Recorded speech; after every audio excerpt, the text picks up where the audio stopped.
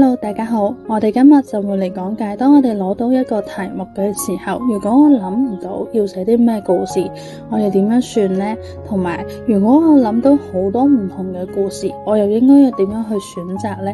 好，首先我哋解決第一個問題先，就係當我攞到條題目嘅時候，我諗唔到同題目有關嘅故事喎，咁我應該要點樣去做好呢？第一個方法就係生活場景拆解法，將我哋嘅生活拆解成家庭、校園、社會3個唔同嘅核心場景，然後再代入個題目裏邊去做。咁大家都知道啦，如果係家庭嘅話我哋就可能可以回憶同家人相處嘅溫暖瞬間啦。如果係校園就可能係同同學啦、朋友啦、老師啦之間發生嘅一啲嘅事件或者係回憶啦。咁至於社會上面就係當你出到呢個社會裏邊，可能係喺地鐵站上面啦，或者係街道上面等等一啲好熟悉嘅場景底下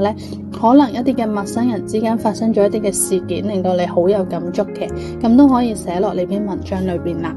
第二個方法，結合當下法，結合自己而家身處嘅環境，寫翻而家嘅故事同埋心情落去。譬如舉個例，我哋2016年 DSE 嘅時候就有一條我喺乜嘢之中揾到快樂，咁我寫咗挫折落去啦，咁我又諗唔到故事喎，咁可以點算呢？就係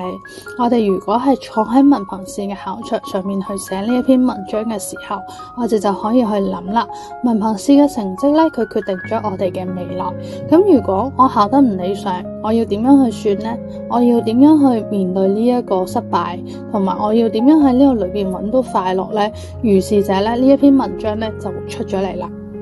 好，咁第二個問題啦，就係如果我有好多嘅故事嘅時候，我要點樣去選擇呢？咁呢度就有4個 point 嘅。首先我哋要去諗一個最適合嘅故事，或者係幾個故事。第二個就係如果係幾個故事嘅時候我哋就要去考慮呢幾個故事點樣去突出同一個主題呢？第三個就係如果適合嘅故事太多，咁我哋就要去諗啦，邊一個故事嘅細節係你記得更清楚嘅？最後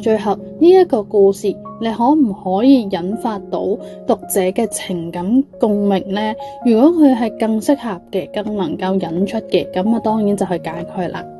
咁我呢度都有一個例子啦，就係2020年 DSE 微笑以對，主題就係微笑面對畢業或者係離別。咁我就將佢分咗3件唔同嘅事件寫啦，分別係同學嘅分別啦、老師嘅告別啦，同埋學校嘅分離。咁佢哋全部都係圍繞住同一個主題去進行嘅時候，你呢一篇文章嘅主題唔係會好分明咯。所以其實喺考場上面，如果面對住題目諗唔出故事嘅時候就可以諗下呢一啲嘅方法，去幫助大家去思考同埋篩選最合適自己嘅故事啦。今日嘅視頻就到呢度先啦，多謝大家支持，我哋聽日見啦，拜拜。